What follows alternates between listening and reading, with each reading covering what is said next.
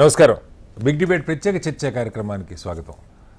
శాంతి ఎంత గొప్పగా ఉంటుందో ఇవాళ ఆ ఉదయం నుంచి అటు హమాస్ పాలస్తీనా అలాగే ఇజ్రాయెల్ నుంచి బందీలను విడుదల చేయటం, వాళ్ళ కుటుంబాల దగ్గరికి చేరటం, ఆ దృశ్యాలు చూస్తూ ఉంటే నిజంగా యుద్ధాలు సాధించేది ఏమీ లేదు, మానవ హననం తప్పని స్పష్టంగా అర్థమవుతుంది. దాదాపు 2 ఏళ్లు పైగా సాగినటువంటి హమాస్ ఇజ్రాయెల్ పోరు ఇవాళ ఒక ఒప్పందం దిశగా వచ్చింది. తొలి దశగా 20 సూత్రాల ఒప్పందంలో భాగంగా మొదటి దశలో ఇరువైపుల బందీల్ని అప్పగించుకునేటువంటి శరణార్థుల్ని బందీలను అప్పగించుకునేటువంటి కార్యక్రమం జరుగుతోంది. హమాస్ తన దగ్గర ఉన్న 20 మంది సజీవంగా ఉన్న 20 మంది బందీల్ని ఇజ్రాయెల్కి రెడ్ క్రాస్ ద్వారా ఇజ్రాయెల్ దగ్గరికి పంపించారు. అలాగే 28 మంది మృతదేహాలను కూడా త్వరలోనే అప్పగిస్తూ ఉన్నారు. దీనికి ప్రతిగా ఇజ్రాయెల్ యుద్ధంలో పట్టుబడ్డ దాదాపు 2000 మంది యుద్ధ ఖైదీల్ని విడుదల చేస్తున్న పరిస్థితి కనపడుతూ ఉంది. రెండవ దశ చర్చకి ఏర్పాట్లు జరుగుతూ ఉన్నాయి.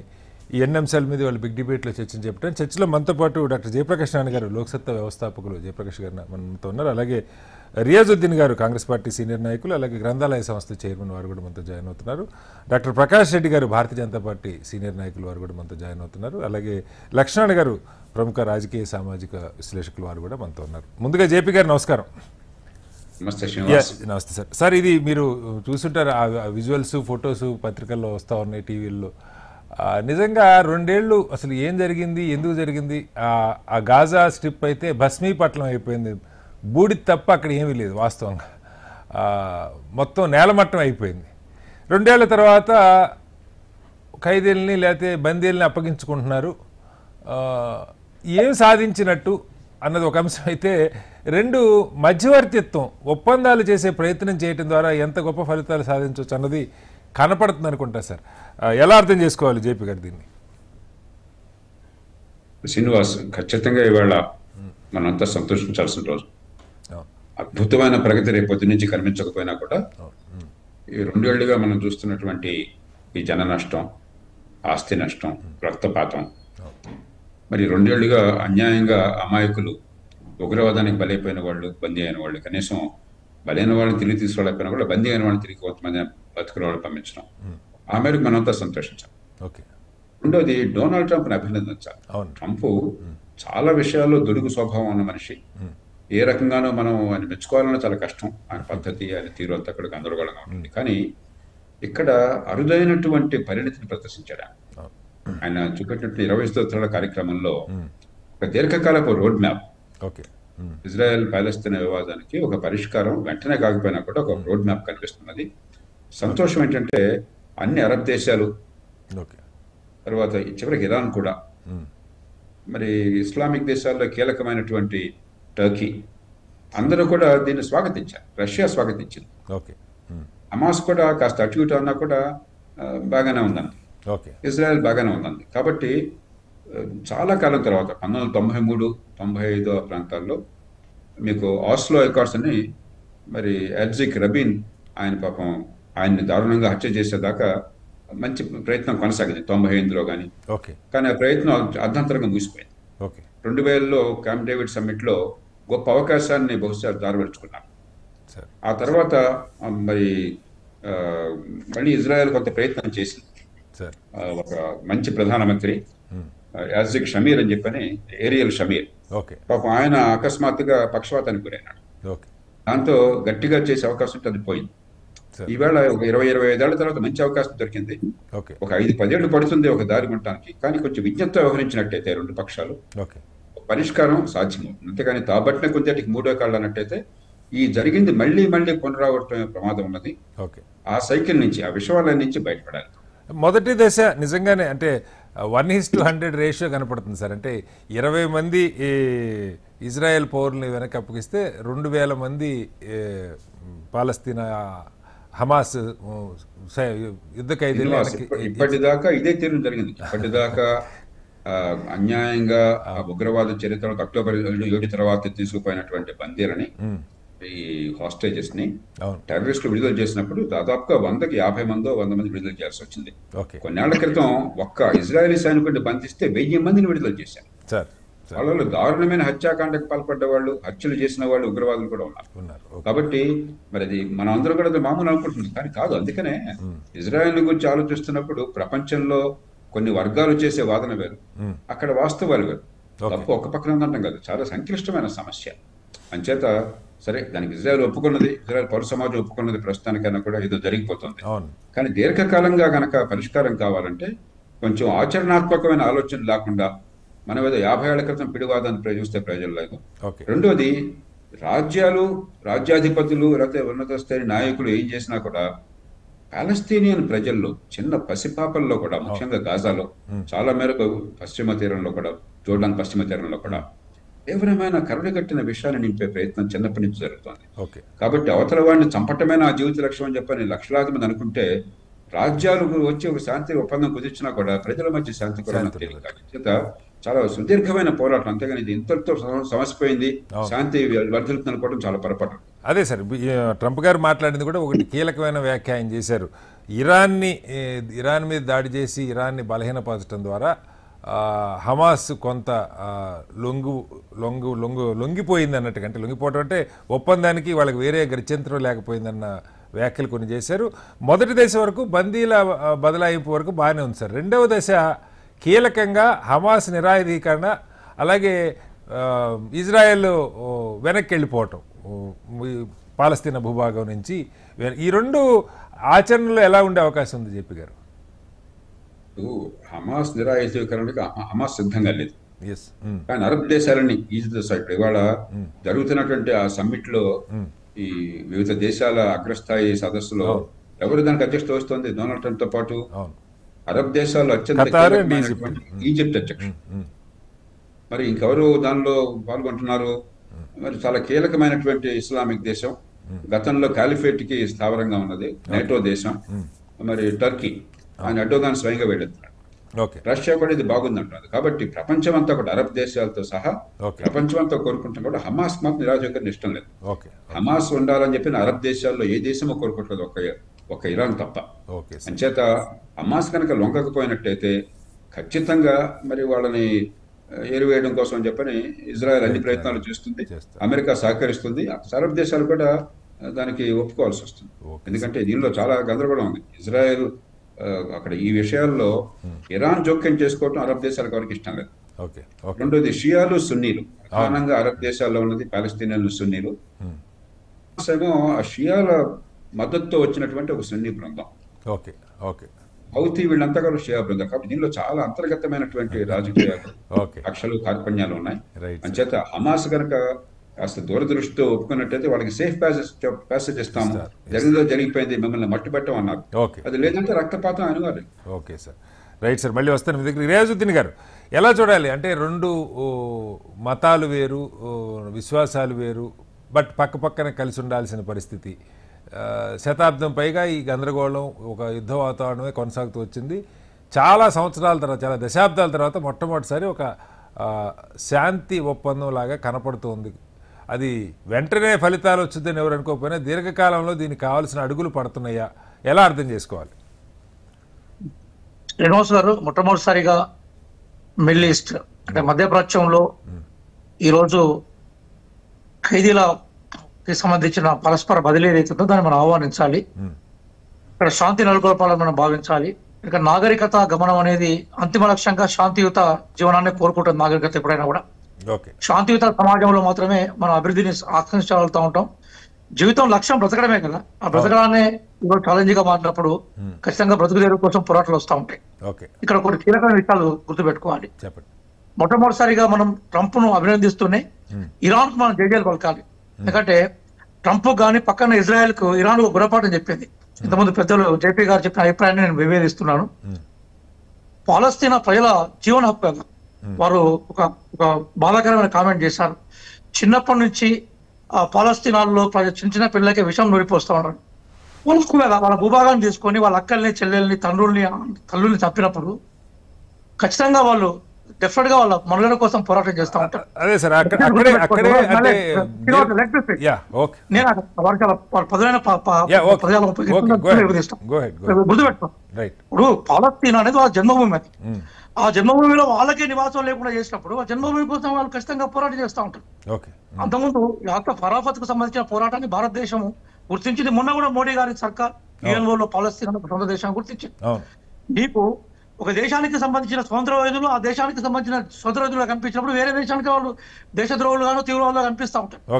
గుర్తుపెట్టుకోవాల్సిందంటే పోరాటాలు ఒక దేశానికి మరొక దేశానికి మీద భిన్నంగా ఉంటాయి. 1948 లో ఏ పాలస్తీనా భూభాగాన్ని ఇజ్రాయెల్ చాలా దారుణంగా ఆక్రమించిందో, పాలస్తీనా తమ భూమిలోనే వాళ్ళకు బేసికల్ గా బేస్ కూడా చేసిందో, కాబట్టి విముక్తి పోరాటం స్టార్ట్ అయింది. ప్రపంచంలో అన్ని దేశాలు సపోర్ట్ చేసినాయి. అమెరికా కనుక ఈ రోజు ఇజ్రాయెల్ కనుక లేకుంటే ఇజ్రాయెల్ అనే దేశం అక్కడ ఏర్పడడానికి అవకాశం ఉండకపోయింది. కానీ చాలా రోజుల తర్వాత ఈ రోజు ట్రంప్ సరే ఆయన మిగతా ఆయన ఇంటర్నల్ విధాలు ఏమున్నా కూడా ఈ శాంతి విషయాల్లో మాత్రం ఒక 20 సూత్రాల ప్రణాళికలు తీసుకొచ్చారు. హమాస్ ఒక విషయాన్ని చెప్పింది, అంటే ఇజ్రాయెల్ సైన్యం అక్కడి నుంచి పూర్తిగా వెనకపోకుండా ఆయుధాలు అప్పగించడం కూడా సాధ్యం కాదు కదా. శత్రువు దగ్గర వెపన్స్ ఉంటాయి, నీ దగ్గర వెపన్స్ తీసేస్తే శత్రువు నేను కొట్టి బయటికి తీసుకుపోతాడు కదా. కాబట్టి చెక్ అండ్ బ్యాలెన్స్ ఉంటాయి యుద్ధంలో శాంతి ఉన్నప్పుడు. శాంతిని ఆహ్వానిస్తున్నాం. భారతదేశం మొట్టమొదటి నుంచి కూడా మనం 1948 నుంచి నెహ్రూ గారు ఫారిన్ పాలసీ నుంచి మొదలుకుంటే ఇప్పటివరకు కూడా పాలస్తీనా పట్ల దిక్కచ్చిగా వివరించింది. అక్కడక్కడ కొన్ని విషయాలు అటు ఇటు అయినా కూడా మన పాలస్తీనాను దేశంగా గుర్తించడంలో మనం డెఫినెట్ గుర్తుపెట్టుకున్నాం. కానీ పాలస్తీనా కోసం పోరాడిన వాళ్ళు ఆ దేశభక్తులు విరోచితమైన పోరాటం, దాన్ని మనం ఆహ్వానం తప్ప వాళ్ళు విషపూరితంగా ఇజ్రాయెల్ అనే దేశమే 1948 ముందు చరిత్రను మనం చూస్తా ఉన్నాడు. బ్యాలెన్స్ గా మాట్లాడడం వల్ల చరిత్రకు మంచి సందేశం ఇవ్వగలరు. దాదాపు 1000 ఏళ్ల నుంచి ఆ గొడవ నడుస్తుంది. విషయానికి వస్తే ఈరోజు డెఫినెట్ గా ఈరోజు కోవిడ్ తర్వాత ప్రపంచం అంతా కూడా ఇంకా పూర్తి సంక్షోభం నుంచి బయటకు రాలేదు. ఒకవైపు యుక్రెయిన్ వార్, రష్యాకు యుక్రెయిన్ వార్ జరిగిన తర్వాత జరుగుతున్న నేపథ్యంలో ఇంకా జరుగుతున్న నేపథ్యంలో ఇంకా ప్రపంచం ఆర్థిక మాధ్యమంలో వెనుక నెట్టివే పరిస్థితులు నెట్టివేయబడ్డాయి. మన ఇరాన్ కి సంబంధించిన వారప్పుడు మన దేశం మీద కూడా దాని ఇంపాక్ట్ పడ్డ విషయం మనం కూడా చూసాం మనం. కాబట్టి చాలా సుదీర్ఘకాలంగా అసలు నిజంగా ఆ రోజు యాసిన్ అరాఫత్ కనుక ఇజ్రాయెల్ సంపూర్ణంగా సపోర్ట్ చేసి ఆ ప్రభుత్వాన్ని మీద ఏమీ దాడులు చేయకుంటే ఈ రోజు పాలస్తీనాలో అద్భుతమైన శాంతి ఉండేది. అరాఫత్ కి సంబంధించిన విషయాలన్నీ డ్యామేజ్ చేసిన తర్వాత సహజంగా అంతకన్నా తీవ్రంగా పోరాటం చేసే హమాస్ బయటకు వచ్చింది. కాబట్టి వీటన్నిటి వెనుక ఇజ్రాయెల్ ఉంది. కానీ ఇజ్రాయెల్ కు మన ఇరాన్ ఒక మంచి గుణపాఠం చెప్పింది. ఇజ్రాయలే కాదు, అమెరికా కూడా గుణపాఠం చెప్పింది. నువ్వు అనుకున్నట్టుగా బాంబు వేయగానే దేశం సరైనది కాదన్న విషయాన్ని వాళ్ళు ప్రూవ్ చేసి చూపెట్టారు. కాబట్టి ఆ ఇరాన్ మీద అమెరికా అటాక్ తర్వాత ఈక్వేషన్స్ లో కొంత మార్పు వచ్చింది. ఒక దేశం సాధ్యం కాదు. శ్రీనివాస్ గారు గుర్తుపెట్టుకోండి, ఒక దేశం మరొక దేశాన్ని సంపూర్ణంగా జయించడం ఆధునిక ప్రపంచంలో సాధ్యం కాదు. ఉక్రెయిన్ కూడా మనం చూస్తున్నాం. రష్యా ఎంత బలమైన దేశం కూడా యుక్రెయిన్ పూర్తిగా అణచివేయడం సాధ్యం కావట్లేదు. అట్లాగే ఈ రోజు అమెరికా ఎన్ని బాంబులు దాడి చేసినా, ఇజ్రాయెల్ కి ఎన్ని వెపన్స్ ఇచ్చినా కూడా పూర్తిగా పాలస్తీనాకు సంబంధించిన స్వతంత్ర ప్రతిపత్తిని వాళ్ళ సొంత ల్యాండ్ ని ఆ ప్రజలకు దూరం చేయడం సాధ్యం కాదు. ఆ దశ ఎక్కడ వరకు వచ్చిందంటే చివరికి ఒక్కరి మిగిలిన కూడా పోరాటం చేసేందుకు సిద్ధపడి ఉన్నారు అక్కడ పాలస్తీనా ప్రజలు. ఆ నేపథ్యంలోనే శాంతి కోసం ప్రయత్నం చేయడం, ఆ ప్రయత్నాన్ని హమాస్ ఆహ్వానించడం, ఈ రోజు ఆహ్వానం మేరకు కొంత మేరకు ప్రాక్టికల్ గా చూపెట్టాలని మనం ఆహ్వానించాలి. ఇజ్రాయెల్ కూడా ఇప్పుడు దాడి ద్వారా మాత్రమే పరిష్కారం ఉంటుందనే విషయం నుంచి శాంతియుత వాతావరణం నెలకొల్పే ప్రయత్నంలో భారతదేశం వైపు నుంచి కానీ ప్రపంచ శాంతిని కోరుకునే మనందరం కూడా ఈ పరిణామాన్ని డెఫినెట్ గా మనం ఆహ్వానించాలి. ప్రకాష్ రెడ్డి గారు, ఇక్కడ 2 అంశాలు మనకి. ఒకటి స్పష్టంగా ఇజ్రాయెల్ వ్యవహరించిన తీరు, మొట్టమొదటిసారి వాళ్ళు హమాస్ దాడి చేసిన తర్వాత 1200 మందిని చంపేయటం, దాదాపు 250 మందిని కిడ్నాప్ చేసుకెళ్ళిన తర్వాత ఆ రోజు నుంచి ఈ 2 ఏళ్లలో తేరుకోలేని విధంగా గాజా ప్రాంతాన్ని తుడిచిపెట్టే ప్రయత్నం ఇజ్రాయెల్ చేసింది. ఎవరు హెచ్చరించినా, ఈవెన్ అమెరికా ఘాటుగా హెచ్చరించినా కూడా ఆపలా.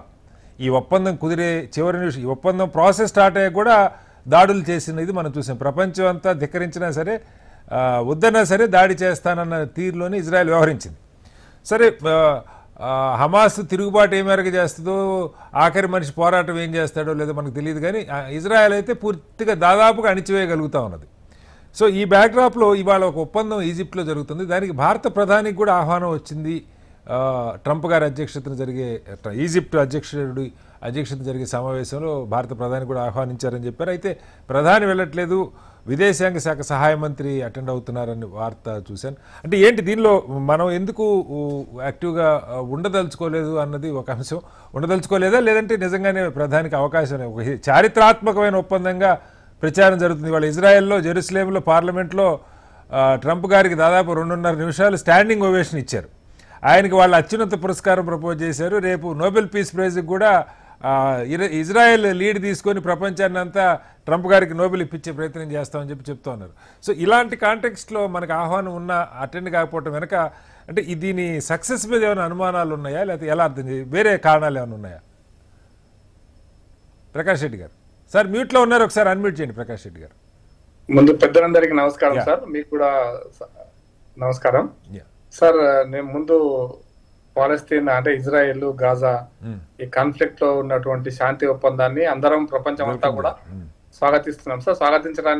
స్వాగతించకపోవడానికి ప్రత్యేక కారణాలు ఏముండవు, ఎందుకంటే ప్రపంచం అంతా శాంతిని కోరుకుంటుంది. ప్రపంచ దేశాలలో అత్యధిక దేశాలు శాంతిని కోరుకుంటున్నాయి కాబట్టి మనం కూడా శాంతిని కోరుకునేటువంటి ఒక గొప్ప దేశం కాబట్టి మనం కూడా స్వాగతిస్తాం సార్. అది దానికి ఇనిషియేటివ్ దానికి ముందుగా ట్రంప్ తీసుకున్నాడా ఇంకొకరు తీసుకున్నారా అనేది సెకండరీ, మనకి ఎవరు తీసుకున్నారు ఒక రకంగా ట్రంపే తీసుకున్నారండి, దానిలో మనకి సందేహం లేదా.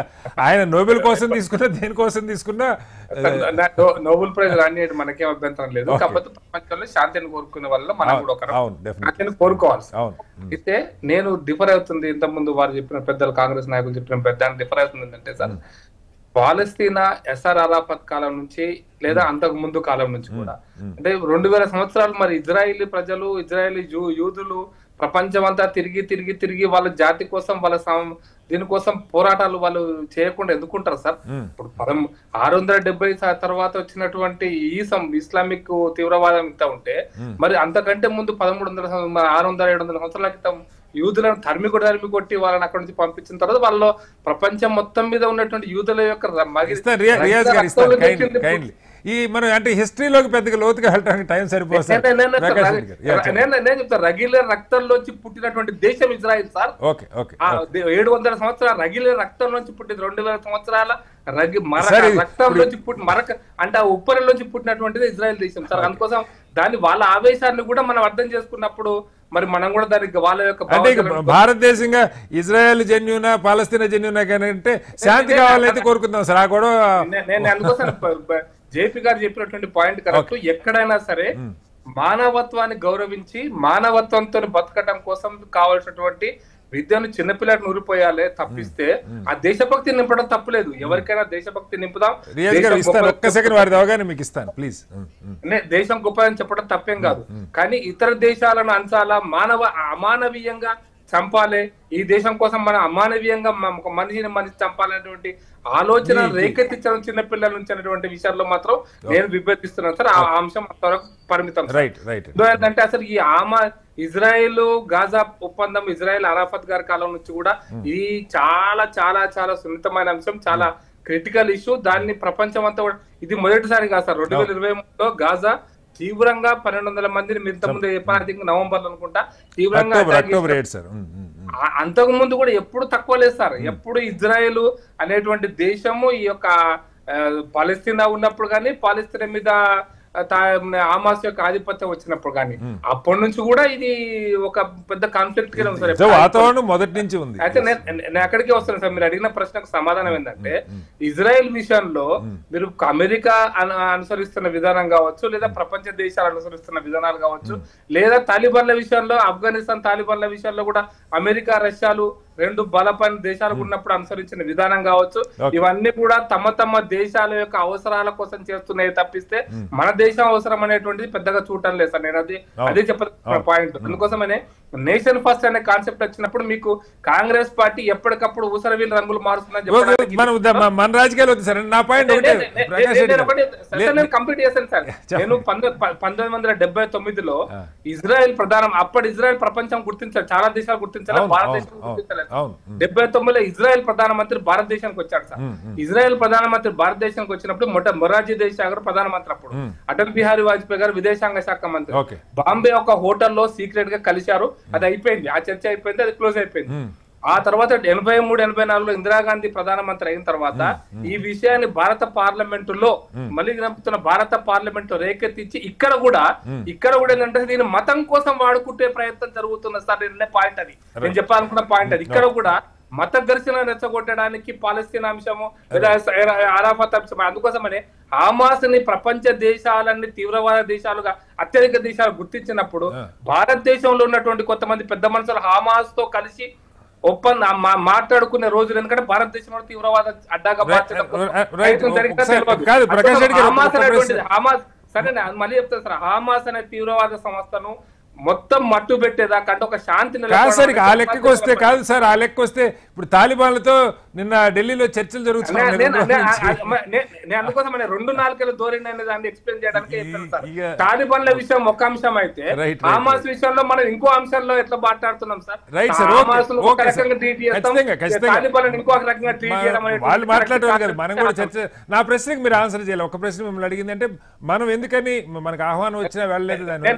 నేను అందుకోసం చెప్పాను సార్, నేను చాలా ఆన్సర్ చాలా క్లియర్ గా చెప్పిన సార్.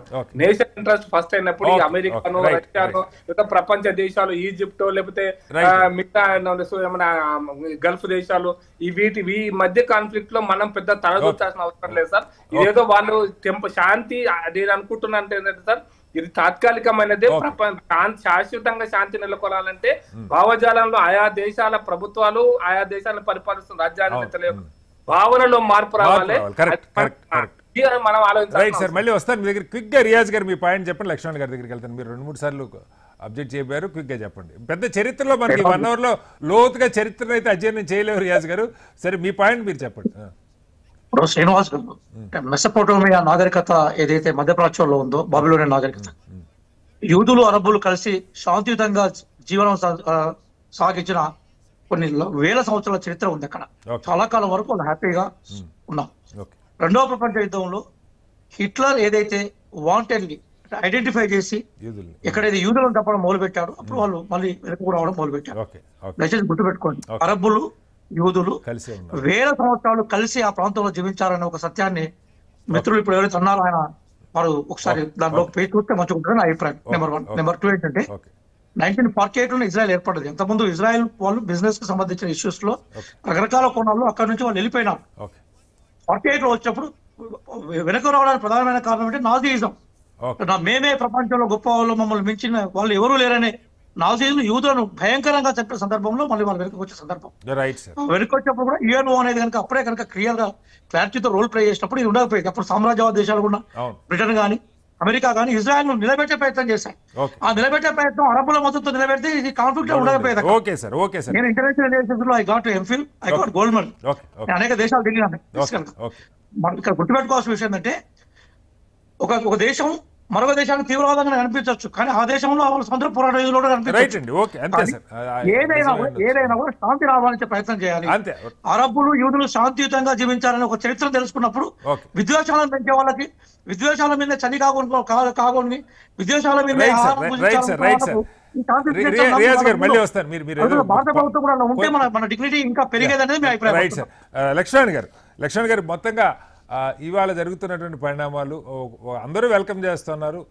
అది శాశ్వతమా తాత్కాలికమా మనకు తెలియదు, కానీ ఒక మంచి బాట అయితే పడుతుంది. ఒక మధ్యవర్తిత్వం ఫలితాన్ని ఇచ్చిందని మనకు కనపడుతుంది. ఒక సైడ్ పూర్తిగా అణిగిపోయినా కూడా కనీసం ఇప్పటికైనా సరే కొంత ఒక దారి కనపడుతుంది. ఇలాంటిది రేపు పొద్దున రష్యా యుక్రెయిన్ మధ్య కానీ నిజంగా ఒక మధ్యవర్తిత్వం ద్వారా పరిష్కారం అయ్యే అవకాశాలు సమస్యలకు ఉన్నప్పుడు ఎవరు లీడ్ తీసుకుంటే పరిష్కారం కావాలి కదా అనుకున్న దానిలో ఎలా అర్థం చేసుకోవాలి?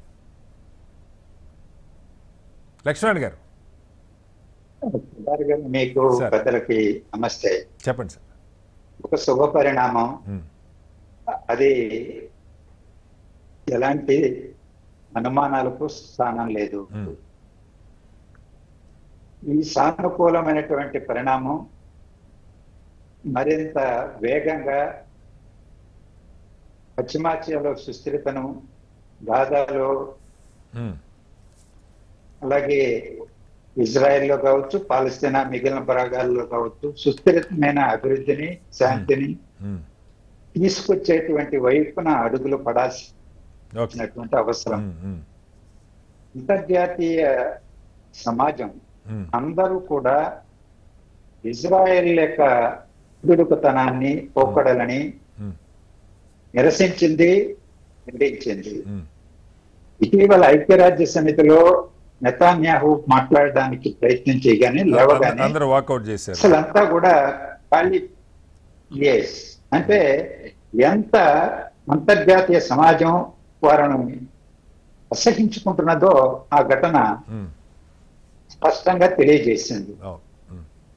ఇక అమెరికాకి సంబంధించినటువంటి పాత్ర ఇజ్రాయెల్ పాలస్తీనా అంశాన్ని సంక్లిష్టం చేయడానికి, దానికి ఆద్యం పోసి మంటల్లో తగలబెట్టడానికి అమెరికా యొక్క నీతి చాలా దుర్మార్గంగా పాత్ర పోషించింది. ఇటీవల విద్యార్థులు పాలస్తీనాకు లేదా గాజాలో వేల సంఖ్యలో హత్యలు చేయించబడుతున్నారు. ఆహార సరఫరా లేదు, మందుల సరఫరా లేదు, పిల్లలకి పాలు లేవు. మానవతా దృక్పథంతో అంతర్జాతీయ సమాజం పంపించిన సహాయాన్ని కూడా వాళ్ళకి అందడానికి వీలు లేకుండా చేసింది అని సంఘీభావం తెలియజేయడానికి యూనివర్సిటీ విద్యార్థులు ముందుకొచ్చిన వారి మీద ట్రంప్ ప్రభుత్వం తీసుకున్నటువంటి చర్యలు యూనివర్సిటీలు కూడా నిధులు ఆపేసింది, గందరగోళం అది నడుస్తుంది సార్. ఎందుకంటే ఇప్పుడు ఈ రోజు ట్రంప్ పాత్రను మనం కొనియాడదామా లేదా అనేది పక్కన పెడదాం. ఇంతవరకే సార్. ఇప్పుడు జేపీ గారి దగ్గర నుంచి అందరూ అదే చెప్పారు, ట్రంప్ పొగట్ట కొద్ది కష్టమే కాదు, ఇలాంటి విషయాలన్నీ మనం కొంచెం అదే నేను విన్నాను, జేపీ గారి విన్నాను. అమెరికా ఒక ట్రంపే కాదు, అమెరికా పోషించిన పాత్ర పెద్దది ఈ కాన్ఫ్లిక్ట్ సంక్లిష్టంగా మారడానికి. మొదటి నుంచి వాళ్ళ జియో పాలిటిక్స్ వాళ్ళకు ఉండొచ్చు, వాళ్ళు చేశారు. రెండవది, యాసర్ అరాఫత్ గారు పాలస్తీనా లిబరేషన్ ఆర్గనైజేషన్ అధినేతగా ఉండి నాయకత్వం ఇచ్చి పోరాటం సాగించినప్పుడు ప్రపంచవ్యాప్తంగా అలోనద్యమం, భారతదేశం కావచ్చు, ఇతర దేశాలు బలహీనంగా ఉన్నటువంటివి స్వాతంత్రం, స్వేచ్ఛ కోసం, ప్రజాస్వామ్యం కోసం పోరాటం చేస్తున్న వ్యవస్థలన్నీ, దేశాలన్నీ వాళ్ళకి అండగా నిలబడ్డాయి. ఆయన మరణానంతరం ఆ 2004 తర్వాత 2007లో హమాస్ రావడం, హమాస్ అనేటువంటిది వచ్చిన తర్వాత ఆ సమస్య మరింత జటిలంగా మారింది. అదొక సాయుధ పోరాటం చేసే ఒక రకమైనటువంటి పరిఫీర్తి పొందినటువంటి ఇది. వాళ్ళకు ఇతరులు కొంతమంది సహాయం చేయడం, అది ఇరాన్ కావచ్చు, ఇవన్నీ కావచ్చు. సో అది మరింత సంక్లిష్టమైంది. అలాగే ఇజ్రాయెల్ లో కూడా నెతన్యాహు అనుసరించినటువంటి దుందుడుతనం, ఆయనకు రాజకీయ వ్యతిరేకత ఉన్నది. ఆయన అధికారాన్ని కొనసాగించుకోవడం కోసం ఆయన చేసినటువంటి దుర్మార్గాలు అన్ని ఇన్ని కాదు. ఈ రోజు కూడా బహుశా ఈ రోజు మీటింగ్ కి హమాస్ ప్రతినిధులు కూడా వెళ్ళినట్టు లేదు, నెతన్యాహు కూడా వెళ్ళట్లేదు. మనం భారతదేశం మోడీ గారు పోయారా లేదని ఆలోచిస్తున్నాం. అసలు ఇజ్రాయెల్ నుంచి నెతన్యాహు హాజరయ్యడం లేదు, హాజరు కావట్లేదని డిక్లేర్ చేశారు సార్. ఆయన ముందు ఉన్న షెడ్యూల్ ప్రకారం ఆయన హాజరు కావట్లేదు. ఎందుకు పోలేదు? అంత ప్రాధాన్యత కలిగినటువంటి మధ్యవర్తిత్వంతో అమెరికా లేకపోతే ఈజిప్ట్ వాళ్ళు దేశాధ్యక్షులుగా వాళ్ళు మోడీ గారు లాంటి వాళ్ళను, భారతదేశం లాంటి ప్రధానమంత్రిని కూడా ఆహ్వానించి, టైం లేకపోవచ్చు, ఉన్నటువంటి పిలిస్తే పోవడం కూడా సాధ్యం కాకపోవచ్చు, కానీ భారతదేశం తీసుకున్న వైఖరి భిన్నంగా ఉందనుకోండి, ఇజ్రాయెల్ అనుకూలమే. ఇప్పుడు ప్రకాష్ రెడ్డి గారు చెప్పారు కదా, అందువల్ల ఇజ్రాయెల్ అనుకూలమైనటువంటి వైఖరే అది అంతర్జాతీయంగా మనల్ని కూడా కాస్త అభాస్పాలు చేసింది.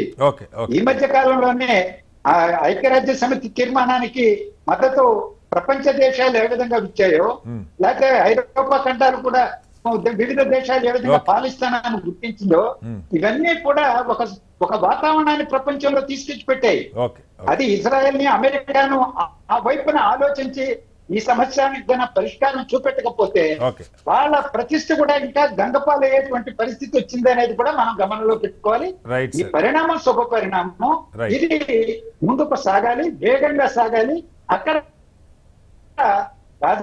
జెరూసలంలో కానీ పాలస్తీనాలో ఇతర భాగాల్లో కానీ శాంతి నెలకొనాలి. అభివృద్ధి వైపున మానవతావాదంతో ముందు వాళ్ళకు ఆహారం అందాలి, మందులు అందాలి, పాలు అందాలి. ఇవి యుద్ధ ప్రాతిపదికన జరగాలి. Right sir, right. జేపీ గారు, సరే ఇక్కడ ప్రాంతాలు, సమస్యలు, మతాలు, లేకపోతే భావజాలాలు, అనేక సంఘర్షణలు, గందరగోళాలు, సుదీర్ఘ శతాబ్దాల చరిత్ర మిళితమైన అంశం. వాటిలోకి పెద్దగా మనం ఎంత మేరకు వెళ్ళగలుగుతాం పక్క పెడితే, నిజంగానే వాళ్ళ ఇద్దరు, అటు నెతన్యాహు కూడా అటెండ్ కాలేదు, హమాస్ ప్రతినిధులు అటెండ్ అయ్యలేదు, నాకు సమాచారం లేదు. కానీ అమెరికా అధ్యక్షుడు కూర్చున్న దగ్గర పరిష్కారం అవుతుంది అనుకున్న దగ్గర భాగస్వాములు ఇద్దరు ఉన్నారా లేరా, వాళ్ళ తరపున కూడా ఎవరన్నా కింది స్థాయి వాళ్ళు అటెండ్ అయ్యారా, ఇది దేన్ని సూచిస్తుంది అన్నది ఒకటైతే. రెండు, జేపీ గారు ఇప్పుడు ట్రంప్ గారు తీసుకున్నటువంటి చొరవ మనకి ఇష్టం ఉన్న, అంటే దీనిలో ఒక సైడు అంటే ఆయన బలవంతం చేస్తుంది అయితే మనకు స్పష్టంగా అర్థమవుతుంది. ఏ దేశాన్ని అయినా మీరు ఈ ఒక్క విషయంలోనే కొంచెం దీర్ఘకాలిక దృక్పథంతో ఆలోచించారని చెప్తున్నారు. అంటే మధ్యవర్తిత్వం ద్వారా రెండు దేశాల మధ్య శాశ్వతంగా ఉన్నటువంటి దశాబ్దాలుగా ఉన్నటువంటి ఘర్షణల్ని ఆపటానికి ఇప్పుడు ఐక్యరాజ్య సమితి అట్లాగే పెద్ద రోల్ ఏం ప్లే చేస్తున్నట్టుగా మనకి ఎప్పుడు కనపట్లేదు జేపీ గారు. ఇలా ఎవరన్నా ఒక ఆయన నోబెల్ కోసం చేయనివ్వండి, దేనికోసమన్నా చేయనండి, ఒక ప్రయత్నం చేయటం మంచిదే అని మనం అనుకోవచ్చా? ఎలా అర్థం చేసుకోవాలి? ఖచ్చితంగా అగ్రరాజ్యాలు, ముఖ్యంగా అమెరికా ఒక మంచి క్రియాశీలక పాత్ర తీసుకుంటే ప్రపంచంలో శాంతి స్థాపనకి మనం అంతా సంతోషించాలి. ఓకే. ఇప్పుడు 1978లోనే చాలా మంది గుర్తుని ఉంటుంది. అప్పుడు అరబ్ దేశాలకి ఇజ్రాయెల్కి నిప్పు ఉప్పు. అరబ్ దేశాల్లో ప్రధానంగా కీలక పాత్ర వహిస్తున్నది ఇప్పుడు సిసి లాగానే ఆనాడు ఈజిప్ట్. జనరల్ సదాత్, యాంకో 73లో యుద్ధానికి దారితీసింది జనరల్ సదాత్ నాయకత్వంలో.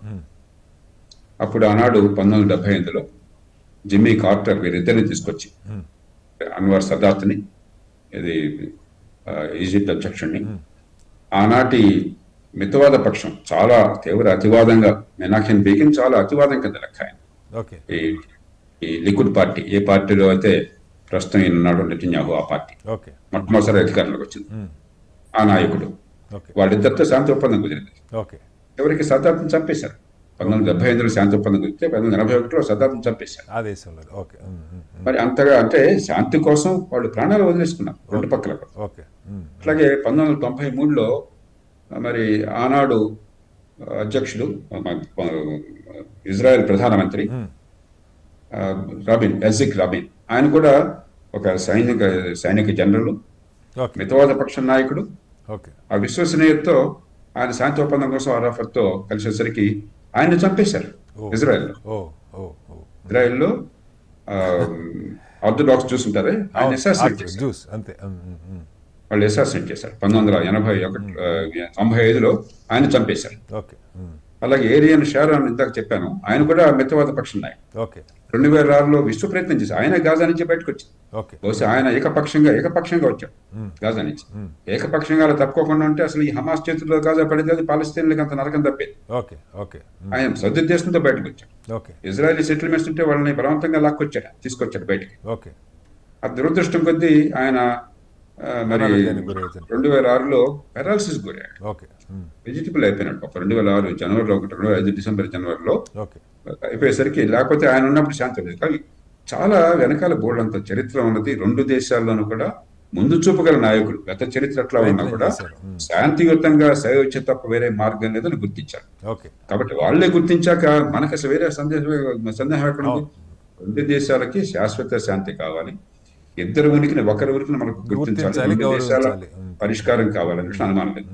అయితే మనం గుర్తించాల్సింది ఒకటి, ఇవాళ చర్చలో కొంచెం గందరగోళం వస్తుంది నా దృష్టిలో. రెండు దేశాలు ఉండాలా వద్దా, పాలస్తీన్లకు న్యాయం జరగాల వద్దా, ఇజ్రాయెల్ కొనుక్కుంటాలా వద్దా అని కాదు సమస్య. ఆధునిక ప్రపంచంలో ఏ వంక చూపైనా సరే ఉగ్రవాదానికి ఉగ్రవాదం అంటే అమాయకుల్ని, ఏ సంబంధం లేనటువంటి అమాయక పౌరుల్ని, నిరాయుధుల్ని ఓచకోత కోస్తే ఉగ్రవాదం. నా మనసులో నేను ఒక స్వతంత్ర పోరాట యోధుడిని, గొప్ప లక్ష్యం కోసం పోరాటం చేస్తున్నాను. నేను వచ్చి ఇప్పుడు స్టూడియోలో మీరు మాట్లాడుతున్నటువంటి శ్రీనివాస్ గారిని, ఈ ప్యానెల్లో ఉన్న వాళ్ళందరూ కూడా టపటప కాల్చి పారేస్తాను. నా మనసులో గోపం ఉంది కాబట్టి అది ఓకే. అది స్వతంత్ర పోరాటం అంటే అంతకంటే పొరపాటు ఇంకెక్కడ. ఆధునిక ప్రపంచం దాన్ని సహించలేదు. అది మన మావోయిస్టులు కావచ్చు. మావోయిస్టులు వాళ్ళు చేసే పోరాటంలో కొన్ని అంశాలు లేవని ఎవరైనా అంటారా? అంతేకాక ప్రభుత్వం జాతీయ స్థాయిలో కూడా చర్చలు పిలుస్తున్నారు. అంతేకాక రాష్ట్ర నిరసన చర్చలు ఉన్నాం. అంటే ఇక్కడ ఒక చిన్న ప్రశ్న వస్తుంది జేపీ గారు, మీరు చెప్పిన దానిలో పూర్తిగానే ఈ విషయాలు మనం ఆషామాషిగా చూడకూడదు. There are fundamental issues. అది మావోయిస్టులు కావచ్చు, ఒక లష్కర్ ఏ తోయిబా లేకపోతే జైషే మహమ్మద్ కావచ్చు, వాడు స్వతంత్ర పోరాటం చేస్తున్నాం అనుకుంటున్నాడు, వదిలేద్దామైతే. లేకపోతే అల్ ఖైదా కావచ్చు, లేకపోతే హమాస్ కావచ్చు. హమాస్ ఒక టెర్రరిస్ట్ సంస్థ, ఉగ్రవాద సంస్థ. అమాయకుల్ని భయంకరంగా, నిరాయుధుల్ని, వాళ్ళు శాంతియుతంగా సంబరం జరుపుకుంటున్న వాళ్ళని నిరాయుధుల్ని మట్టు పెట్టారు. 1200 మంది ఇజ్రాయెల్లో మట్టు పెట్టడం అంటే జనాభా రేటు చూస్తే భారతదేశంలో చోట్ల మన దేశం అన్నట్టయితే దాదాపుగా 2 లక్షల మందిని ఒకే ఒక్క సంఘటనలో చంపినట్లు లెక్క. మనం ఊరుకుంటామా? 33 చంపితే మనం ఏం చేసాం? కాబట్టి ఇది ఆషామాషిగా చూడకూడదు. ఇదేదో అక్కడ వాళ్ళకి ఏదో వెనకాల మనసులో పాపం చాలా ఆర్తుంది కాబట్టి ఎవరినైనా చంపారే వచ్చి చెప్పంటే మన అందరికి ప్రపంచంలో దేశానికి ఉనికి ఉండదు, జాతి రాజ్యాలు విలువ ఉండదు, శాంతి సాధ్యం కాదు. ఈ నేపథ్యంలో మనం గుర్తించినట్టు ఒకరి టెర్రరిజాన్ని మనం సమర్థించడం సాధ్యం కాదు, ఏ అంశమైనా సరే, ఏ కారణం చూపెట్టినా సరే. రెండోది, హమాస్ ఈ 2 ఏళ్లలో ఎప్పుడైనా ఆపండి పని. మీరు అన్నారు అక్కడ దాడులు జరిగినాయని, ఏది గజా మీద, కరెక్టే. ప్రతి క్షణంలో కూడా ఫలానా చోట దాడి చేయబోతున్నాం తప్పకుండా చెప్పారు. అంత మంది చేత నరమేసం తొలగదు, ఎందుకంటే అది అర్బన్ వార్ఫేర్. వీరు అమాయక ప్రజలను అడ్డు పెట్టుకుని అక్కడ టన్నెల్స్ తవ్వి ఆయుధాలు ఉపయోగించి ఆ ప్రజల్ని, ఏ ప్రజలు మీరు పాలిస్తున్నారో ఆ ప్రజల్ని దారుణంగా ఊచకోత కోసి మరి ఇజ్రాయెల్ పోయి ఆ గజా సరిహద్దు దాటి అక్కడ ప్రజలు ఊచకోసుకొచ్చిన తర్వాత ఏ క్షణంలో అయినా సరే వీళ్ళని వదిలేసే పని కదా. ఎప్పుడు వదిలేసినా కూడా ఖచ్చితంగా యుద్ధం ఆగిపోయింది. అది మర్చిపోతున్నాం. పశ్చిమ తీరం ఉంది, వెస్ట్ బ్యాంక్ ఉన్నది, అక్కడ గొడవలు లేవే, అక్కడ ఇంత ఇదే ఆకాంక్ష ఉంది కదా, అక్కడ ఈ బాధ ఉంది కదా. ఉగ్రవాదానికి పాల్పట్టాలి. అక్కడ రాజకీయ అధికారము, హమాస్ రాజకీయ అధికారం బలవంతంగా పొందింది పాలస్తీనా తప్పుకోవడం చేత. టెర్రరిజము, అర్బన్ వార్ఫేర్ కలిసినప్పుడు భయంకర సంక్షోభం సంభవిస్తుంది, దాన్ని గుర్తించాలి. కాబట్టి ఖచ్చితంగా ఈవేళ ఇజ్రాయెల్ ఉనికిని పాలస్తీనాను గుర్తించాలి, పాలస్తీనా ఆకాంక్షను ఇజ్రాయెల్ గుర్తించాలి. అంతేగాని ఇజ్రాయెల్ని, యూదుల్ని చంపటమే మన జన్మ లక్ష్యం అని చెప్పని 10 ఏళ్ల పిల్లలకి ప్రతి ఒక్కళ్ళ మనసులు నూరు పోస్తే అది విషయం. ఇజ్రాయెల్ ఆ పని చేయట్లేదు. మనం ఇజ్రాయెల్ చాలా తిడుతుంటాం, శాంతికి ప్రయత్నం చేస్తే వాళ్ళని చంపేశారు. ఈవేళ కూడా 17 లక్షల మంది పాలస్తీనులు ఉన్నారు. ఒక్క పాలస్తీన్ అన్యాయం చేశారని చెప్పినట్టు వాడు ఓటు హక్కులు ఉన్నాయి, ప్రాథమిక హక్కులు ఉన్నాయి, స్వేచ్ఛలు ఉన్నాయి, కోర్టుకెళ్ళే హక్కు ఉన్నది. అది ప్రజాస్వామ్య దేశం. ఎన్ని పొరపాట్లు ఉన్నా కూడా ఇక్కడ వికృతంగా నిరంకుశము, వికృతంగా ఉగ్రవాదం, వికృతంగా అమాయకుల్ని అటు పాలస్తీనాలు ఓచుకోసుకొస్తున్నారు, జ్యూస్ని ఓచుకోసుకొస్తున్నారు. కాబట్టి పాలస్తీనాల ఆకాంక్షలు వేరు, ఉగ్రవాదం వేరు. ఈ రెంటికి మధ్య తేడాలు చూడకపోయినట్టయితే గందరగోళం సృష్టిస్తే రేపొద్దున మనకు. రైట్ జేపీ గారు. రియాజ్ గారు, ఇక్కడ సరే దీనిలో 2 అంశాలు సార్. ఇప్పుడు ఎవరైనా మీ బహుశా మీ అబ్జెక్షన్ ఒక దేశం అయితే విచ్చలవిడిగా చంపేయచ్చా అన్న పాయింట్ రావచ్చు, కానీ అది పక్కకు పెడితే ఇక్కడ శాంతికి ఒక ప్రయత్నం జరుగుతుంది. నిజంగా కూడా 2 దేశాల్లో అమాయక ప్రజలు ఉంటారు. సాధారణ ప్రజలకు వీటితో పెద్దగా సంబంధం ఉండదు, వాళ్ళ బతుకు తెరువు జీవితం ఎట్లా అని ఆలోచించుకుంటారు. మనం ఇప్పుడు తాలిబాన్ అక్కడ అధికారంలోకి వచ్చింది కాబట్టి తాలిబాన్తో చర్చలు జరపాల్సిన పరిస్థితి. అది ఒకప్పుడు అసలు ఈ ఇండియాలో కూడా కాస్త అతిగా మాట్లాడేవాళ్ళు, ఉగ్రవాదాలు వచ్చినప్పుడు తాలిబాన్ అని చెప్పి అనుకునేవాళ్ళు. ఇవాళ అదే తాలిబాన్తో మనం కూర్చొని చర్చలు జరుపుతా ఉన్నాం. రాజకీయంగా అధికారం వాళ్ళ చేతిలోకి వచ్చింది, అక్కడ ప్రభుత్వం ఏర్పడి అక్కడ హక్కుల్ని పూర్తిగా అణిచివేస్తున్నారు. నిన్న ఢిల్లీలో ప్రెస్ మీట్లు కూడా మహిళల్ని అలౌ చేయలేదని అంత భయంకరమైన పరిస్థితి రియాజ్ గారు. అయితే దీనికి మనం ఒక పొరుగు దేశంగా మధ్యవర్తిత్వం, అమెరికానే అని కాదు, 2 దేశాల మధ్య ఒక యుద్ధ వాతావరణం ఉన్నప్పుడు వాళ్ళంతటా వాళ్ళు చర్చించుకునే అవకాశం తక్కువ ఉంటుంటే ఎవరన్నా ఒకళ్ళు లీడ్ తీసుకొని, అది యుఎన్ఓ కావచ్చు లేకపోతే మరొకరు కావచ్చు, కొంత సర్దుబాటు చేసే ప్రయత్నం ద్వారా శాంతికి మార్గాలు వేసినట్టు అవుతుందా? అది నా పాయింట్ రియాజ్ గారు. శ్రీనివాస్ గారు, టెర్రరిజం అనేది ఏది సాధించలేదు. టెర్రరిజం ఒక భయానకమైన వాతావరణాన్ని సృష్టిస్తుంది. ఆ వాతావరణంలో చనిపోయేది వాళ్ళ లక్ష్యాన్ని చేసుకున్న వాళ్ళు తప్ప వాళ్ళు తక్కువగా ఉంటారు, అమాయకులు ఎక్కువగా ఉంటారు. టెర్రరిజాన్ని, టెర్రరిస్టు తరహా దాడుల్ని దాన్ని ఎవరు సమర్థించారు. కానీ అదే నేపథ్యంలో మనం కితాబులు ఇచ్చుకోవద్దు కదా. ఇజ్రాయెల్ అత్యంత క్రూరంగా ప్రపంచంలో యుద్ధనీతి ఏం చెప్తా ఉంటుంది మనకి, యుద్ధాలు ఎన్ని జరిగినా కూడా ఫస్ట్ పీపుల్ ప్రాణాలను మాత్రం కాపాడాలని చెప్తుంటది కదా. ఈ రోజు ప్రపంచం నుంచి నలుమూల దేశాల నుంచి ఇజ్రాయెల్ ప్రధానంగా ఈ చిన్న చిన్న మెడిసిన్స్ ని, ఆహార పదార్థాలను తీసుకొచ్చిన నౌకలను ఆపేసి మెడిసిన్స్ ఆపి వందలాది వేలాది మంది పాలస్తీనా చిన్న చిన్న పిల్లలు చనిపోవడానికి కారణమైన దేశాన్ని ఏమనాలో వారు జేపీ గారు చెప్తే నేను వింటాను సిద్ధంగా. ఇజ్రాయెల్ కరెక్ట్ చేసింది, ఇజ్రాయెల్ ఏమంటున్నారంటే శాంతి కోసం ఇజ్రాయెల్ పనిచేయాలి, శాంతి కోసం పాలస్తీనా పనిచేయాలి. హమాస్ అనే తీవ్రవాద సంస్థను పెంచి పోషించింది ఇజ్రాయెల్ ను అట్లాగే మనకు ప్రధానంగా అమెరికా కాదా? ఆ రోజు యాసర్ అరాఫత్ వీక్ చేయడం కోసము యాసర్ అరాఫత్ ప్రపంచం యొక్క మొత్తం మద్దతు భారతదేశంతో సహా యాసర్ అరాఫత్ గారు మన వాజ్పేయి గారు దిగిన ఫోటోలు కూడా ఉన్నాయి. ఇందిరాగాంధీ గారితో కాదు, మొత్తం ప్రపంచం అంతా ఆయన ఒక పోరాట విధంగా గుర్తించదని నోబెల్ పీస్ ప్రైజ్ వచ్చింది కదా. ఆ రోజు వినాలి సార్, లేదు మీరు ఒకరికి ఎక్కువ అవకాశం ఇచ్చి ఇంకొకరికి మేము ప్రజాస్వామ్యాన్ని కోరుకునే వాళ్ళం, మా పార్టీ కోరుకుంటే మేము కోరుకుంటాం, భారతదేశం మొత్తం కూడా ప్రజాస్వామ్యం. గాడ్సేని ఇక్కడ భారతదేశం ఎప్పుడు గౌరవించారు సార్, గాంధీని గౌరవిస్తారు. శాంతిని ప్రేమించే వాళ్ళకి ప్రపంచంలో విలువ ఉంటుంది, గుర్తుపెట్టుకోండి. గాంధీని హత్య చేసిన గాడ్సేని సమర్థించే వాళ్ళు కూడా భారతదేశంలో కొంతమంది ఉంటే ఉండొచ్చు, కానీ గాంధీ ఒక్కరు కావాలనే విషయం గుర్తుపెట్టుకోండి. ఇజ్రాయెల్ అనేది చాలా దుర్మార్గంగా వేలాది మంది పాలస్తీనాను చంపేసింది. యాసిర్ అరాఫత్ శాంతి ఒప్పందం తీసుకున్న తర్వాత యాసిర్ అరాఫత్ వీక్ చేయడం కోసం హమాస్ క్రియేట్ చేసింది, తాలిబాన్ క్రియేట్ చేసింది అమెరికా కదా సార్. మరి ఎందుకు మనం చర్చ మర్చిపోతూ ఉంటాం? ప్రపంచంలో ఎక్కడైతే తనను బేసికల్ గా వ్యతిరేకంగా ఉంటారో, సద్దాం హుస్సేన్ ఉరితీసింది ఎవరు? అమెరికా కదా. సద్దాం హుస్సేన్ ఉరితీసింది ఇరాక్ ప్రజల. నేను ఏమంటున్నాను సార్, విషయాన్ని మనం ప్రస్తావిస్తా ఉన్నప్పుడు ఎల్లలు దాటి విశ్వమానవులు ఉండాలి. రవీంద్రనాథ్ ఠాగూర్ అంటారు కదా, విశ్వమానవులు అంటాం. భారతీయ సంస్కృతి విశ్వమానవ సంస్కృతి. భారతీయ సంస్కృతి బుద్ధుడు చెప్పిన శాంతి సంస్కృతి కదా. మనం నిజాయితీగా మాట్లాడుతాం. ఇజ్రాయెల్ అనేది ప్రతి సందర్భం 1948 నుంచి క్యాంప్ డేవిడ్ సమిట్ దగ్గర మొదలుకుంటే ఇప్పటి వరకు కూడా ప్రతి సందర్భంలో కూడా ఇజ్రాయెల్ శాంతికి వికాసం కలుగుకుంటూ వచ్చింది. ఇది నేను చెప్పింది కాదు, ప్రపంచంలో అన్ని దేశాలు చెప్పాయి. కాబట్టి మన యుఎన్ఓలో నెతాన్యాహు మాట్లాడుతున్నప్పుడు 85-90% దేశాలు లేసి వెళ్ళిపోయినాయి. అది కరెక్టే. కానీ రియాజ్ గారు అంటే జేపీ గారు కొన్ని ఎగ్జాంపుల్స్ చెప్పారు. అక్కడ అధ్యక్షులుగా ఉన్న వాళ్ళు మితవాద పార్టీ అధ్యక్షులు ప్రయత్నం చేస్తే వాళ్ళని చంపేశారు. శ్రీనివాస్ గారు, ప్రపంచం అంతా కూడా శాంతిని కోరుకుంటుంది, శాంతియుతంగా పాలస్తీనా ఉనికి కొనసాగాలని కోరుకుంటుంది ప్రపంచం. మరి ప్రపంచం ఆ శాంతి సందేశాన్ని తీసుకున్నప్పుడు ఆ శాంతిని కోరుకునే వాళ్ళు, శాంతి వద్దను కోరుకునే వాళ్ళు సహజంగా దీనివల్ల ఇబ్బంది పడుతూ ఉండొచ్చు. మేము ఏమంటున్నాం అంటే బేసికల్ గా ఇజ్రాయెల్ అనేది సొక్కం పూస కాదు. ఇజ్రాయెల్ చాలా దుర్మార్గాలు చేసింది చాలా సందర్భాలు. ఇప్పుడు పెద్దలు జేపీ గారు చెప్పారు, చాలా సందర్భాల్లో ఇజ్రాయెల్ ప్రెసిడెంట్స్ కూడా బేసికల్ గా శాంతి కోసం ప్రయత్నం చేస్తుంటే వాళ్ళు నడిపే సందర్భాలు కూడా వాళ్ళకున్నాయి. ఇక్కడ నేను విషయం ఏంటంటే మన జరిగింది ఏంటంటే, ఎందుకు ప్రపంచంలో ఈ మార్పు వచ్చిందంటే, ఇరాన్ మేము ఈజీగా లొంగిపోద్దాం అనుకున్నాం. ఇరాన్ నిక్కచ్చి నిలబడ్డది. ఇరాన్ నిలబడ్డది కాబట్టి అమెరికాకు అర్థమైంది ఈజీ కాదు, ఒక దేశాన్ని కేవలం సైనిక పాఠాలతోటి బాంబులు వేసి భయపెట్టి లొంగ తీసుకోవడం సాధ్యం కాదు అనుకున్నాను. ఈక్వేషన్ లో మార్పు వచ్చింది. కాబట్టి బేసికల్ ఇజ్రాయెల్ కూడా అర్థమైపోయింది కదా. ఇజ్రాయెల్ కూడా అర్థమైన విషయం ఏంటి అంటే, ఇజ్రాయెల్ ఏమనుకుంటే మొత్తం శత్రుశేషం లేకుండా చేయాలనుకుంది. ఆధునిక ప్రపంచంలో where we are living in the modern society, in the modern society it is impossible. మనం మొత్తం మన శాంతియుతంగా సమస్యలను పరిష్కరించుకుంటూ పోవాలి తప్ప మొత్తం సాధ్యం కాదు. కాబట్టి ఈ నిజాల మధ్య ట్రంప్ ప్రతిపాదించాడు. రెండు ప్రాంతాలకు సంబంధించిన వాళ్ళు యాక్సెప్ట్ చేశారు. దాన్ని శాంతికి నిలయంగా ఉన్న భారతదేశం, శాంతి సందేశాన్ని ప్రపంచానికి చేసే భారతదేశం దాన్ని సంతోషంగా ఆహ్వానిస్తాం.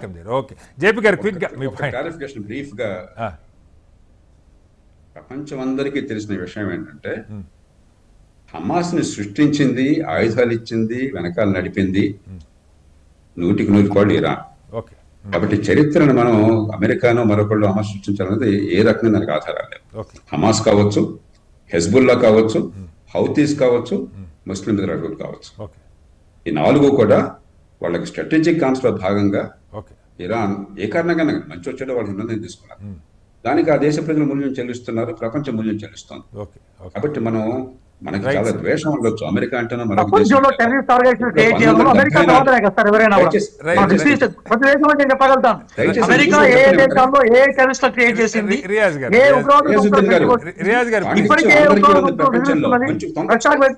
ప్రపంచంలో అందరూ తెలుసు కదా సార్, అమెరికా దాస్తికం అమెరికన్ దాస్తికం తెలుసు కదా సార్ మనకి.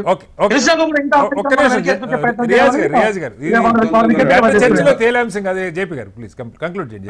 60-70 దశకంలో మనం కొంత భాష వాడేవాళ్ళం. 2025లో ఆ భాష వాడితే మనం కొంచెం ఏదో ఆధునిక ప్రపంచంలో ఏం జరుగుతుందో అర్థం చేసుకోవాలని అర్థం.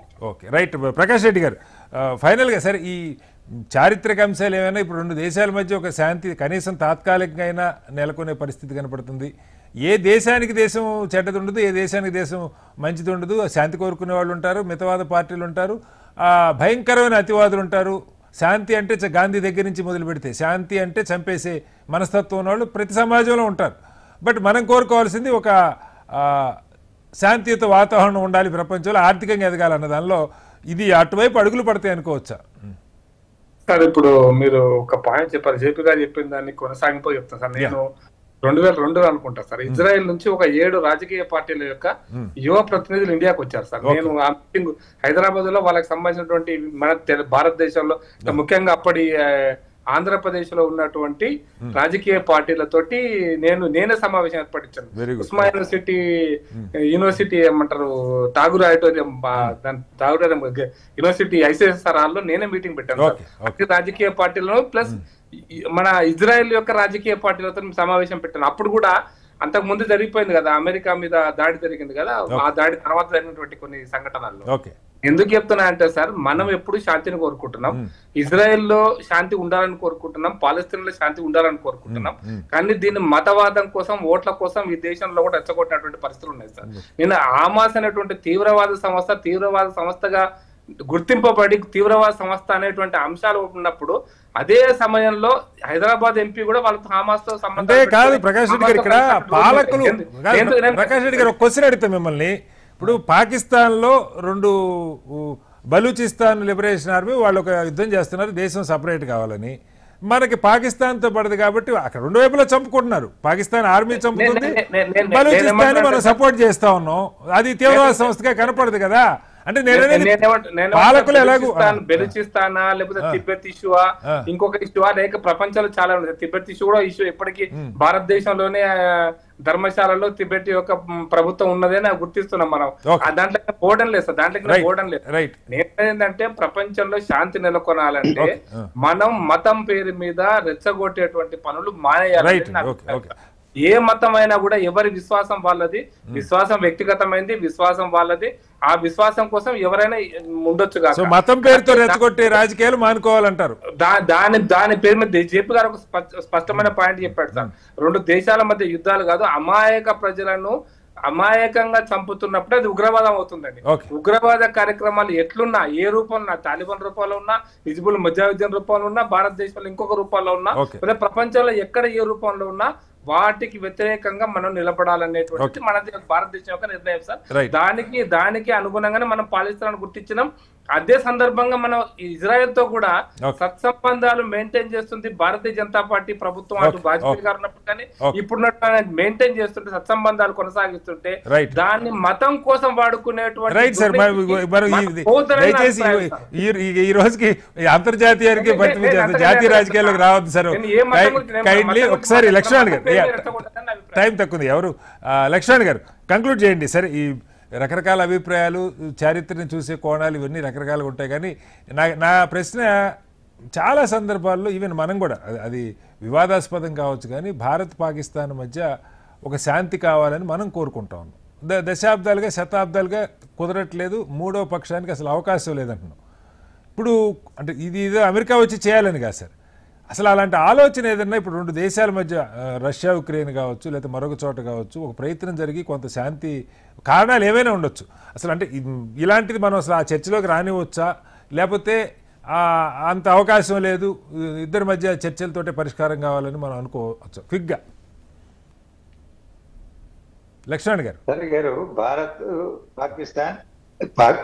పాకిస్తాన్ 2 దేశాలు. అవును. రష్యా ఉక్రెయిన్ 2 దేశాలు. అవును. 2 దేశాల మధ్య సంభవించినటువంటి యుద్ధాల మధ్య శాంతిని తీసుకురావడం, మధ్యవర్తిత్వం, కొంత విఘ్నత ప్రదర్శించడం, అది ఒక భాగం. కానీ ఇక్కడ పాలస్తీనా అస్తిత్వ పోరాటంలో ఆ అస్తిత్వాన్ని గుర్తించి ఆ దేశాన్ని ఏర్పాటు చేసి గుర్తిస్తే తప్ప సమస్య పరిష్కారం కాదు. నేను ప్రకాష్ రెడ్డి గారు ఏ విధంగా ఇజ్రాయెల్ యువక బృందానికి ఏర్పాట్లు చేశారు, నేను all India students federation general సెక్రటరీగా ఉండి అనేక సభలకు అటెండ్ అయ్యా, మీటింగ్లు ఆర్గనైజ్ చేశా ఢిల్లీలోను ఇతర ప్రాంతాల్లో. పాలస్తీనా కోసం సంఘీభావం తెలియజేస్తూ అంతర్జాతీయ మహాసభలకు పాల్గొన్నా. యాసర్ అరాఫత్ గారు ఆ ఉద్యమానికి నాయకత్వం వహించినప్పుడు ప్రపంచంలో అత్యున్నతమైనటువంటి గౌరవ పురస్కారాలు జరిగాయి. ఆయన వెనకాల నడిచింది అంతర్జాతీయ సమాజం. ఏకాకి అయిపోయింది ఇజ్రాయెల్ అమెరికా. ఓకే. తర్వాత హమాస్ వచ్చిన తర్వాత ఈ రోజు కొంత క్రైసిస్ ఇంకొక రూపం తీసుకున్నది. కానీ ఒకటేంటంటే హింస అనేటువంటిది ఎవరు సమర్థించాం. సాయుధ పోరాటాన్ని అందరూ అన్ని సందర్భాలలో సమర్థించరు. కానీ ఈ రోజు అల్లూరు సీతారామరాజు గారు ఆయుధాలు పెట్టారు. భగత్ సింగ్ గారు పోయి ఒక బాంబులో వేసి ఉండొచ్చు, లేకపోతే మామూలు బాంబులో వేసి ఉండొచ్చు. చంద్రశేఖర్ ఆజాద్ గారు పట్టారు. ఈ రోజు స్వాతంత్రోద్యమంలో శాంతియుతంగా అహింసా పద్ధతిలో పోరాటం చేసినటువంటి మహాత్మా గాంధీ గారు ఉన్నారు. సాయుధ పోరాట మార్గాన్ని ఎంచుకున్నటువంటి వాళ్ళు ఉన్నారు. ఈ రోజు పాలస్తీనా లిబరేషన్ ఆర్మీ వాళ్ళ ఆయుధాలు పట్టలేదే. వాళ్ళ ఆయుధాలు అరాఫత్ నాయకత్వంలో ఆయుధాలు పట్టారా? రైట్ అండి. ప్రపంచవ్యాప్తంగా మద్దతు ఇచ్చారు. కానీ అత్యుత్వ పోరాటంలో వాళ్ళను గుర్తించారు ప్రజలు. కానీ పరిష్కారం అని చెబుతున్నారు. రెండు దేశాలను గుర్తించకుండా ఇజ్రాయెల్ వాడు ఏకపక్షంగా దుర్మార్గంగా వ్యవహరిస్తే, అమెరికా అండదండగా ఉంటే ఆ సమస్య పరిష్కారం కాదు, తాత్కాలికంగా ముగుస్తుంది. శాశ్వత పరిష్కారం కావాలి. రైట్ రియాజ్ గారు 1 minute 30 seconds. ఒక్క నిమిషం సార్. ఉన్మాదాల్లో అందుకన్నా భయంకరమైన ఉన్మాదం మతోన్మాదం సార్. మతోన్మాదాన్ని ఎప్పుడైనా ఖండించాలి. మహాత్మా గాంధీ బలి తీసుకున్నారు సార్ మతోన్మాదం. గుర్తుపెట్టుకోండి, మతోన్మాదం మహాత్మా గాంధీ గారు బలి తీసుకున్నారు. మతోన్మాదాన్ని ఎవరు సమర్థించారు. కానీ అమాయక ప్రజలను రాజ్యం పేరు మీద చేర్చండి కూడా మనం వ్యతిరేకించాలి. రాజ్యహింస అంటే అదే కదా. రాజ్యహింస అంటే అదే కదా. జేపీ గారు ఒకే ఒక్క వాక్యం. ఓకే. సాయుధ పోరాటం వేరు, నిరాయుధులైన అమాయకుల్ని ఓచకోత కోయడం వేరు. ఈ రోజు ఇజ్రాయెల్ చేస్తున్న అదే కదా సార్. మధ్య తేడాను మనం గమనించకపోతే సాయుధ పోరాటం అన్నమాట రియాజ్ గారు క్రాస్ తగ్గదు, టైం పర్మిట్ చేస్తాను. ఓకే.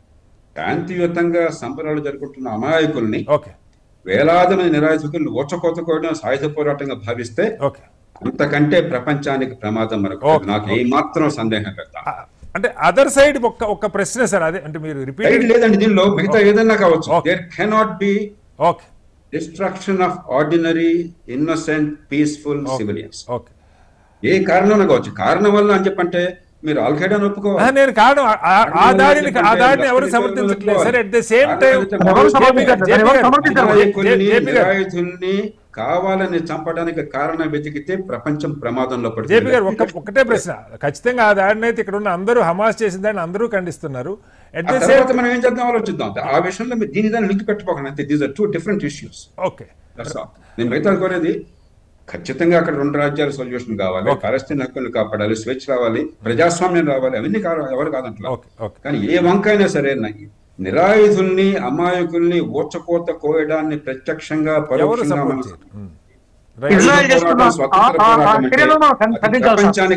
ఏదైతే అమాయకుల్ని ఊచకోత కోసి కశ్మీర్ చంపేయడానికి ప్రయత్నం చేస్తున్న ఇజ్రాయెల్